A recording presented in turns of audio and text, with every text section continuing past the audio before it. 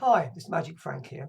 Today I'm going to teach you a simple card trick, and after I've taught it to you, you might want to show it to any children you're looking after, and after you've shown it to them, you could teach it to them too, because you'll find most children are able to pick this up very quickly, and once they've done so, they can show it to you over and over again all afternoon. Now, as I begin the trick, you may think, oh, I know this one. But I'm going to ask you just to bear with me a little bit because it may go in a slightly different direction than the way you expect it to. And after I've shown it once, I will show you two different ways that you can do this trick. So I'm just going to pause my video while I reset the camera, and I'll be back with you in a moment. This is the story of four master criminals. Each of these jacks was a master criminal, an expert in the world of crime.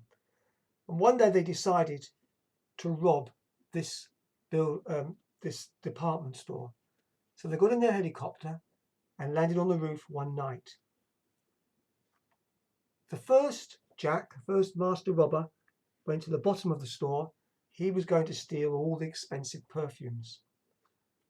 The second master criminal was going to go to the second floor, and there he was going to take all the expensive iPhones and computers and laptops.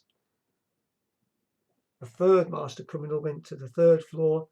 He was going to steal all the fur coats. And the last master criminal was going to go to near the top of the store to steal all the jewelry. Now, they had very sophisticated equipment and they were monitoring all the police radio calls, and they realized that somebody must have tipped the police off because the police were on their way to arrest them. So they ran to the top of the department store onto the roof, hopped into their helicopter and flew away to safety. Now that is the trick. That's the one that lots of children really enjoy this. Now I'm going to show you first of all the traditional way of performing that trick. You need four. I use jacks because jacks are associated with being rascals and ne'er-do-wells, but of course you can use four of any other cards of a kind, and four indifferent cards. Doesn't matter what these four cards are. And these four cards sit behind the four jacks.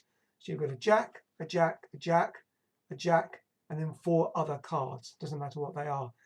Now the only difficulty with this trick is to disguise the fact that this final jack is thicker than the others. If you put your finger there, put a little bend, that helps disguise it. You can perhaps keep it close here, that helps disguise it. And really don't leave it out too long. Get the story set up and cracking and move on as quickly as you can. Once you've turned them over, effectively the trick is done. What you have now, of course, is four indifferent cards that doesn't matter what they are, followed by four jacks. So when you put these cards in here, 1, 2, 3, and 4, by doing that, you're now leaving the four jacks at the top and you can reveal them. That's the traditional way of doing the trick. But you may have noticed I did this slightly differently. This is what I meant by going a slightly different direction than what you might expect and why it might fool someone who thinks they know the trick. Because I actually, if you go back and watch the video again, I showed you each jack before putting it in. I didn't just take a card and say, and the first jack went to the ground floor. I showed it to you. How I achieved that was I had my four jacks, as in the traditional way of doing it, but I didn't use four indifferent cards. I got four jacks from a different pack of cards. Of course, being a magician, I have dozens of packs of cards all over the house. But if you've got a spare pack and you can pick them up quite cheaply, just take four jacks from the other pack. And there you have four behind and four behind there. So of course you can actually show the jacks going into the pack. Now the advantage of the second way of doing the trick is just that anyone who thinks they know how it's done or suspects there might be four cards hiding behind the jacks might get wrong-footed because they didn't expect to see the jack going into the pack. The disadvantage, of course, is that afterwards, after you've revealed the four coming back to the top, you've got four jacks left in the pack. Now, if it's your only trick you're going to do, And there's a case for saying always leave your audience wanting more. Then you put the cards in the box and leave it at that. And just when you get a moment, take them out. If you wanted to do some more card tricks, you'd have to find some moment of distraction when someone was looking away or not paying attention, or you ask them to go and do something. Not that difficult with a child. Just take the 4 here, put them in your pocket, and you've got 4 jacks left in there if you want to go and do some other tricks.